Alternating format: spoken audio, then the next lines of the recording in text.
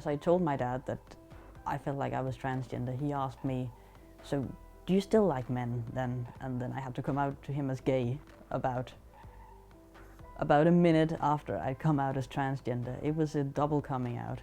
I did not expect Thorbjørn to come out as a transgender, but maybe I thought of Thorbjørn as a lesbian. I just told her, Mom, I'm in doubt about my sexuality. Jeg tror egentlig ikke, jeg bliver overrasket. Som jeg sagde før, så var det ligesom om, at nu hang tingene sammen. Supporting pride parades is not the only way Denmark shows its friendliness towards LGBT people. Denmark was the first country in the world that introduced registered partnerships. In 2012, homosexuals were given the right to marry, even in a church. Thorbjørn is 22 and is an architecture student. He was born in a female body, but now is taking hormones to become more masculine. I think it was a slow realization from wanting to look like a boy and dress like a boy when I was a kid to, it must have been around puberty. I realized that I didn't feel good about my body. I didn't like the way it developed. I didn't notice at first, but I just came to the realization that even though I could easily see that I was not different physically or from any of the girls that I knew, I still didn't like it. I still thought that something was terribly wrong, and I wanted to get slimmer. I wanted to get more muscular. I had this idea of just magically transforming myself into a boy and going to school the next day and saying, "Hey, hello, I'm a boy. Come on, accept me as that. I'm the same person, but I'm just in a boy's body, and I'm a boy now." Thorbjørn called an LGBT counseling center in Copenhagen before he came out to his father when he was 21. And I called him on Sunday and asked him, "Can you come tomorrow? Because I really, really need to tell you this. I'm getting desperate." And he said yes. And he came to see me on a Monday evening, and I told him I wish I was a boy. Nina is 25 years old and is studying to become a chef.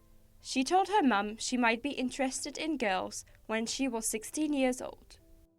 I remember some of the first things she said about it was that she was really she really hoped that it wouldn't give me any trouble.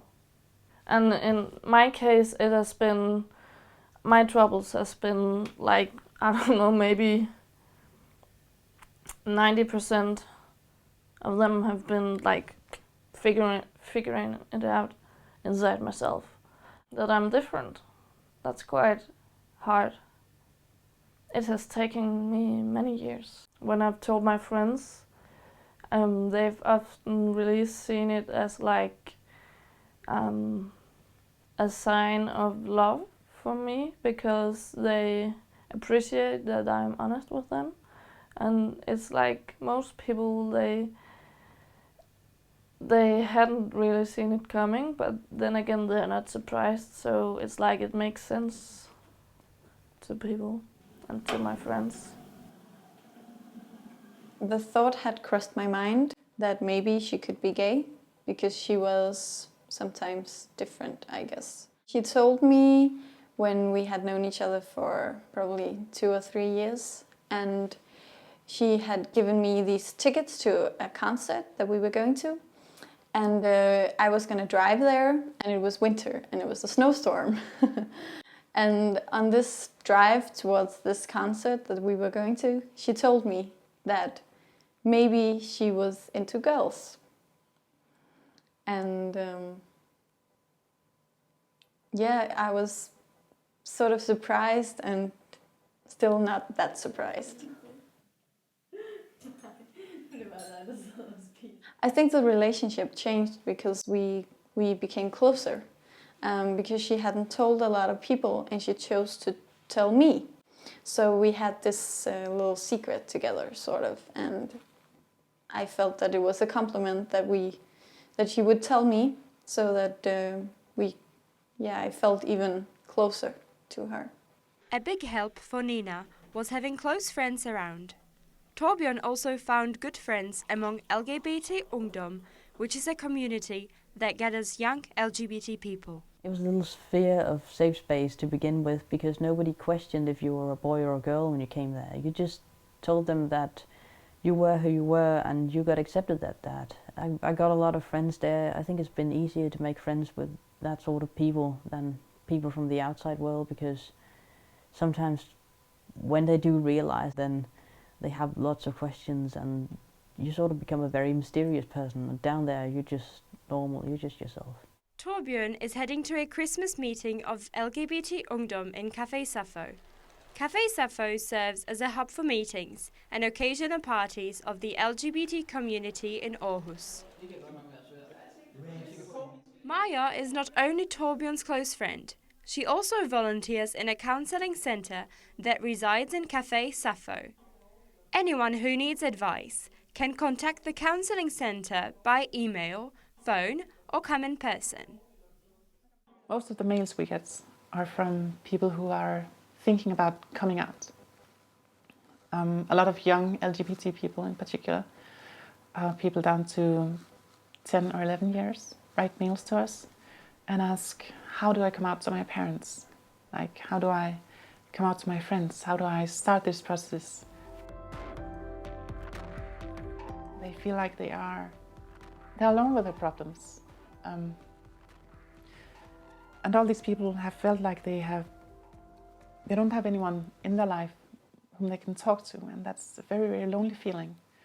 And that's what we as counselors can always help with and say, you're not alone. You know, I may have not been in the exact same situation as you, but I know the feeling of thinking that you're wrong and that no one is going to understand what you're going through. And we're just telling people that, yes, someone will understand what you're going through, because people exist, but LGBT people are just somewhat hidden.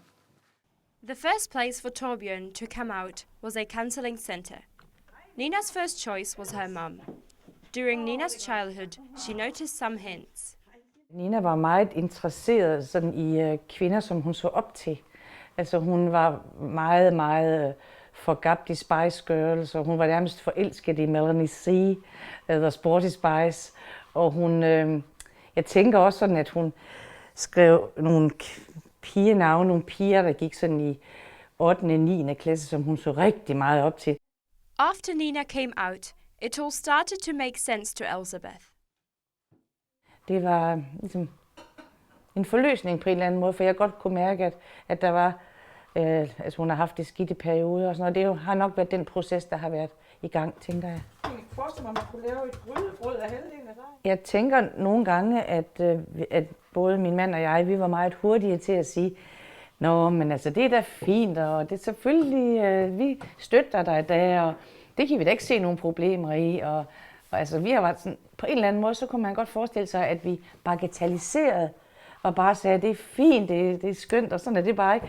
I stedet for måske at have lagt lidt mere mærke til, eller have anerkendt, at hvor svært det var, og på en eller anden måde, at have i en lang periode af sit liv have følt sig anderledes end andre mennesker.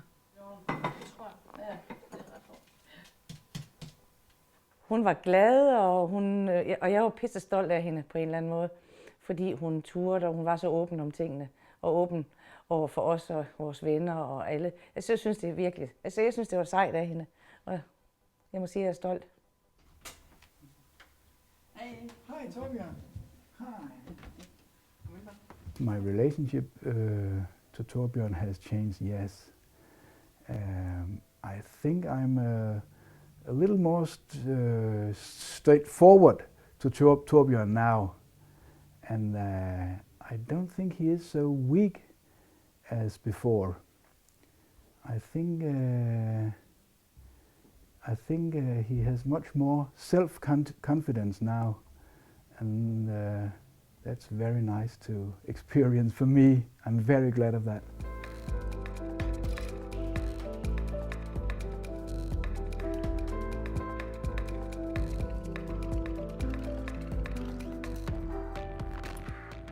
And I feel guilty because I was not able to help him at that time. and he had a very hard time in his childhood. And in a way I was very glad that he could help himself, and he found out by himself an explanation and a way that he could do something about it. And it was a big relief to me that suddenly he did something by himself, and I was very glad that he did that. Very glad, and I'm also very proud of him. Og ned i Arketegn, der har de virkelig meget effektpapir. Og så røg den tilbage på et tidspunkt, tror jeg, hvor jeg havde svært ved at skifte gear. I've always told myself that I have to forgive myself, for example, for not coming out earlier, not saying anything earlier, and not paying attention to it, because it is a really hard decision coming out as transgender. It has a really huge impact on your life, and it should really have a huge impact in a positive way. Actually, the most important thing I've ever done in my life. It has made me who I am.